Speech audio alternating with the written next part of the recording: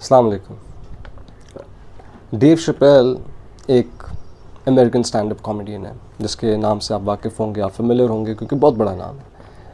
उसने बीच में करियर में एक सबैटिकल भी लिया था, लेकिन अब उसके शोज़ नेटफ्लिक्स पे भी हैं, अदरवाइज़ भी आप यूट्यूब भी करें तो आपको मिल जाएंगे। उसको बहुत बड़े बड़े अमेरिकन स्टैंड अप कॉमेडियंस गोट कहते हैं क्योंकि उसकी स्टोरी टेलिंग बहुत अच्छी थी है और वो इंटेलिजेंट भी है। अच्छा, उसका एक स्टैंड अप जो कॉमेडी शो था उसमें उसने एक बात की। वो असल में बात इस हवाले से कर रहा था कि वो कंपेयर कर रहा था कि किस तरह टाइम्स बदल गए हैं सोशल मीडिया के आने के बाद और इंटरनेट के आने के बाद। और उसमें उसने कहा कि पहले ज़िंदगी कैसी थी और अब ज़िंदगी कैसी है और उसमें कितने ज़्यादा चेंजेस आ चुके हैं। तो उसने उसमें एक बात की। उसने कहा कि it was so easy to break up with someone and move on back in the 60s or 70s or 80s. All you got to do is move 50 miles away and never see that person again. यानी आपकी किसी से breakup हो गया, किसी लड़के या लड़की से आपकी डिवोर्स हो गई है, तो मूव ऑन करना उसने कहा पहले आसान होता होगा, ज़्यादा से ज़्यादा 50 मील दूर जाना है, वहाँ रहना शुरू कर दें, दोबारा कभी भी उस शख्स की शक्ल ना दिखे। और उसने कहा अब ऐसा टाइम है कि ये तो बड़ा मुश्किल है क्योंकि सोशल मीडिया है, उस पर आपको नज़र आ जाएगी उनकी प्रेजेंस तस्वीरों की फॉर्म में, कहीं स्टोरी लगी होगी, कोई पोस्ट होगा, और कहीं लेट्स से आपने हर जगह से उसे ब्लॉक कर भी दिया तो कोई ना कोई कॉमन फ्रेंड या म्यूचुअल या दोस्त बता देगा कि उसने फ़लानी पोस्ट लगाई या उसने ये स्टोरी लगाई हुई थी, तो आपको कहीं ना कहीं से इन्फॉर्मेशन कुछ ना कुछ मिलती रहती है।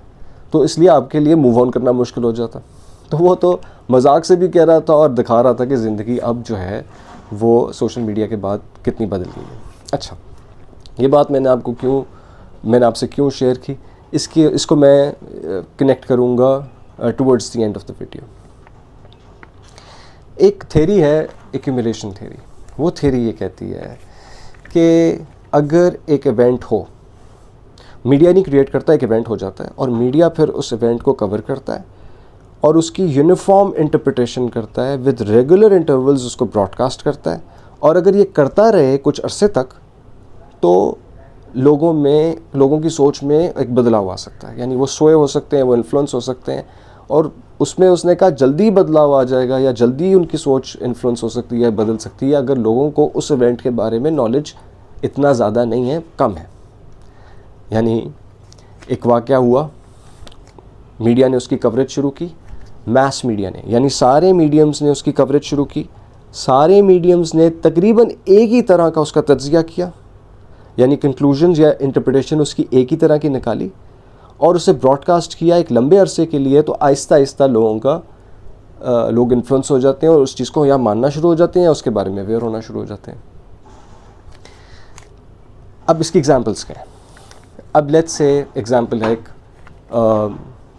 Watergate scandal. वाटरगेट स्कैंडल में क्या हुआ कि रिचर्ड निक्सन जो था उसको लगा कि ये हो तो गया है, लेकिन बाय द वे वो अनपॉपुलर था, इतना पॉपुलर प्रेसिडेंट वो नहीं था, लेकिन उसको लगा कि एडमिनिस्ट्रेटिवली शायद मैं इसको कंट्रोल कर सकूं।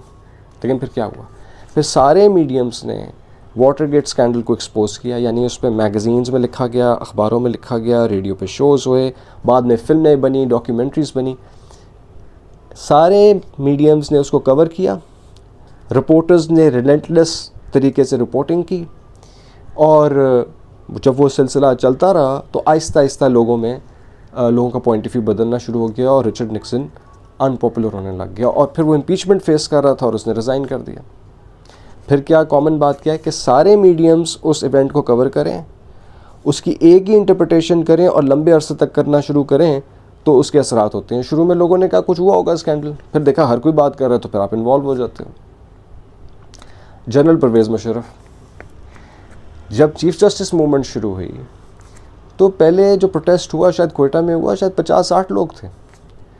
लगता तो यही होगा कि ये भी मैनेज हो सकता है, लेकिन फिर सारे मीडियम्स ने, हमारा टेलीविज़न, अखबार, मोर और लेस एक ही तरह की इंटरप्रिटेशन होती रही, उसको कंडेम करते रहे, एक वो तहरीक सी बन गई, और इवेंचुअली मुशर्रफ साहब बहुत अनपॉपुलर हो गए और वो भी इम्पीचमेंट फेस कर रहे थे एज प्रेसिडेंट, और फिर उन्होंने रिज़ाइन किया।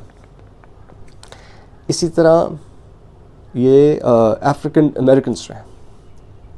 अब सिविल राइट मूवमेंट में बहुत पॉजिटिव रोल था मीडिया का, उसमें भी यही हुआ कि मीडिया ने उसकी मुस्बत किस्म की कवरेज की, बताने की कोशिश की कि ब्लैक्स के साथ बहुत ज़्यादती होती है, और सारे मीडियम्स तकरीबन एग्जॉस्ट हुए। देन अगैन टेलीविज़न पे बात हुई, मैगज़ीन में बात हुई, अखबारों में बात हुई, और उसका असर ये हुआ कि इवेंचुअली 1965 में ब्लैक्स को वोटिंग राइट मिल गए। 1870 पे लीगली तो उनको मिल गए थे 15th अमेंडमेंट के थ्रू, लेकिन इन प्रैक्टिस नहीं थे, क्योंकि उससे पहले ब्लैक्स को तो आप जो स्कूल में एडमिशन्स नहीं होते थे, हो जाएं तो उनको दूर बैठाते थे, बसेस में जाते थे तो पीछे बैठते थे, तो ब्लैक्स पे तो बहुत बुरा टाइम था। और इवेंचुअली फिर उनको आहिस्ता आहिस्ता राइट्स मिलना शुरू हुए, और फिर 2008 में एक बराक ओबामा एक अफ्रीकन अमेरिकन प्रेसिडेंट भी बन गया। फिर क्या था, मीडियम्स का और मैस मीडिया का एक बहुत पॉजिटिव रोल था, यानी एक ही तरह की इंटरप्रिटेशन, कहा कि इनके साथ ज़्यादती हो रही है और ज़्यादती नहीं होनी चाहिए और ये इनके राइट्स हैं, इनको मिलने चाहिए, उस पर काम होता रहा और इवेंचुअली लोगों का ओपिनियन बदल गया। हाँ, आज भी तासुब है अमेरिकन सोसाइटी में, दुनिया भर में है, लेकिन आप इमेजिन तो करें 65 ये कल की बात है। खैर, वियतनाम वॉर में भी क्या हुआ कि शुरू में तो लोगों को पता ही नहीं था कि वियतनाम वॉर में हो क्या रहा है, लेकिन मीडिया ने बताना शुरू किया, बॉडी काउंट बताया, वहाँ क्या हो रहा है, सोल्जर्स के साथ क्या हो रहा है, कितनी एट्रॉसिटीज़ हो रही हैं। तो पहले कुछ नहीं लोगों को पता था, फिर लोगों को पता चला तो ओपिनियन डिवाइडेड हो गया, और इवेंचुअली एक मोर लेस एक कंसेंसस डेवलप हो गया कि बड़ी ज़्यादती की, और इसलिए इसको कहा जाता है कि ये लीस्ट ग्लोरियस चैप्टर है एक अमेरिकन हिस्ट्री में। अच्छा, अब ये बातें आपसे क्यों की? हमारे यहाँ आज से 2022 में फ़ैसला हुआ कि इमरान खान का नाम नहीं कोई लेगा, टेलीविज़न पे कोई नाम नहीं लेगा, आप बानी पाकिस्तान तहरीक इंसाफ कह देंगे, चेयरमैन पीटीआई कह देंगे, आप नाम नहीं लेंगे, आप शक्ल नहीं दिखाएंगे। आपने शक्ल दिखानी अगर मजबूरी है दिखानी भी पड़ गई तो आप ब्लर ही दिखाएंगे, ब्लर कर देंगे उसे।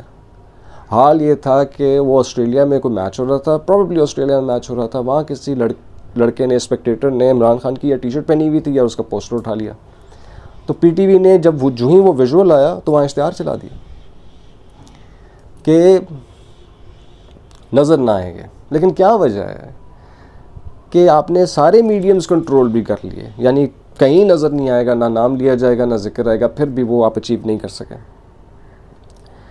उसमें बहुत सारी वजूहत हैं। एक बहुत बड़ी वजह तो ये है कि इंटरनेट, जब पुरानी एग्जाम्पल्स जितनी हैं उस सब में इंटरनेट को हमने कंसिडर नहीं किया, क्योंकि वो मैस मीडियम उस तरह नहीं था, सबके हाथ में भी नहीं था, आज तो है।